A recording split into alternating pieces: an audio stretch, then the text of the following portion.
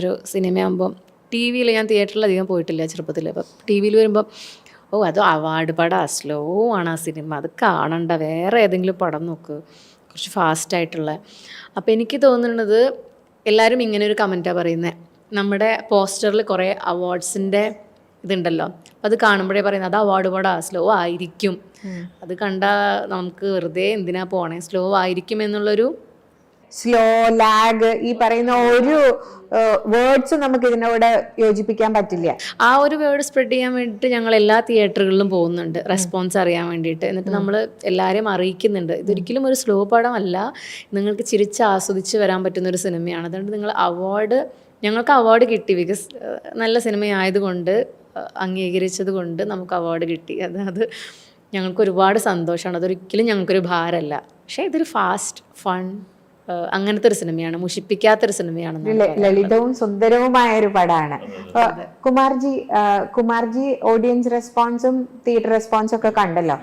നമ്മളിപ്പോ ഇതേ സമയത്ത് വേറെ പല പടങ്ങളും റിലീസ് ആവുന്നുണ്ട്, ഒക്കെ സംഭവിക്കുന്നുണ്ട്. അപ്പോ ഒക്കെ as A lead actor in this cinema എന്താ പറയാനുള്ളത്, എന്തുകൊണ്ട് എന്നുള്ളൊരു ക്വസ്റ്റ്യൻ. മറ്റുള്ള സിനിമയും നമ്മളെ സിനിമയായിട്ട് കമ്പയർ ചെയ്യുന്നില്ല ഇപ്പോൾ.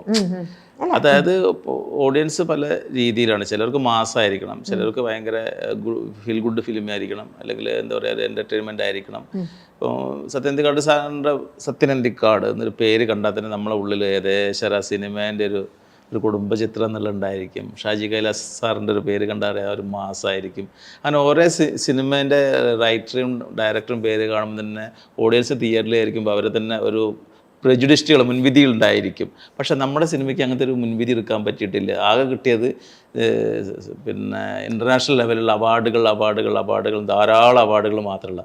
അപ്പോൾ ഈ പറഞ്ഞ പോലെ ഷംല പറഞ്ഞ പോലെ തന്നെ അവാർഡുകൾ കിട്ടിയൊരു പടമല്ല. അപ്പൊ അത് അതിന് വേണ്ടിയിട്ട് പേരൊരു പ്രശ്നമാണ്. പേരാണ് ഇതിൽ ഏറ്റവും കൂടുതൽ ഭയങ്കര ചർച്ച ചെയ്യപ്പെട്ടത്. അങ്ങനെയല്ല, സാധാരണ ജനങ്ങളിലേക്ക് നമ്മൾ ഈ ഫെമിനിസം, ഫെമിനിസ്റ്റിൽ നിന്നാണല്ലോ ഈ ഫെമിനാസിയും ഫെമിനിറ്റിയും ഒക്കെ വന്നത്. അപ്പൊ അങ്ങനെ ഒരു പേര് വന്നത് കൊണ്ട് ഞാൻ ആരുടെ അടുത്ത് സംസാരിച്ചപ്പം എൻ്റെ ഒരു സുഹൃത്ത് പറയുന്നുണ്ടായിരുന്നു, ഇനിയിപ്പോ പേരാണോ ഇത് തന്നെ ഒരു പ്രോബ്ലം എന്നുള്ള പോലെ. പേര് ഒരിക്കലും പ്രോബ്ലം അല്ല. ഇതെന്ന് പറഞ്ഞാൽ ഈ സിനിമ എന്ന് പറയുകയാണെന്ന് സ്ലോലി ഒരു ഉമിക്ക് തീ പിടിച്ചാൽ പോലെ സ്ലോലിയാണ് ഇത്, ഗ്രാജുവലിയാണ് ഇത് വളർന്നുകൊണ്ടിരിക്കുന്നത്, ഇതിൻ്റെ പബ്ലിസിറ്റി.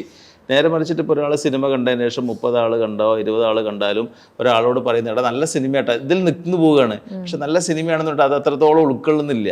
ചിലർ നിർബന്ധിച്ച് പറഞ്ഞത് അങ്ങോട്ട് മാത്രം, അല്ലാണ്ട് ഒരു ടി വിയിലോ അല്ലെങ്കിൽ നമ്മൾ കാണുന്ന ടൗണിലോ പോസ്റ്ററുകളിലോ ഒന്നും ഒരു ബ്ലാസ്റ്റ് ആയിട്ടുള്ളൊരു പരസ്യം അങ്ങനെയൊന്നുമില്ല. ആളുകളുടെ അടുത്തേക്ക് പെട്ടെന്ന് ഇന്ന് പരസ്യമാണ് കൂടുതൽ ജനങ്ങളിലേക്ക് പെട്ടെന്ന് ഉള്ളിലേക്ക് സിനിമയെക്കാളും പ്രൊമോഷൻ. ഈ പ്രൊമോഷൻ തന്നെ സാധനം ഞങ്ങൾ രണ്ടാളും ഞങ്ങൾ 4 ആളൊക്കെ പോയിട്ട് തിയേറ്ററിൽ സിനിമ വിട്ടാൽ കുറച്ച് ആളുകളെ കാണുന്നു, അവരോടുള്ള ഒരു ചെറിയ ഷെയറിങ് മാത്രമേ നടക്കുന്നുള്ളൂ. ഇതിൻ്റെ അപ്പുറത്തേക്ക് ഒരു ഗ്രാൻഡ് ആയിട്ടുള്ള ഒരു അഡ്വർടൈസ്മെൻ്റ് ഒക്കെ പ്രൊമോഷനൊക്കെ വന്നു കഴിഞ്ഞാൽ സിനിമ ബ്ലാസ്റ്റ് ചെയ്യും.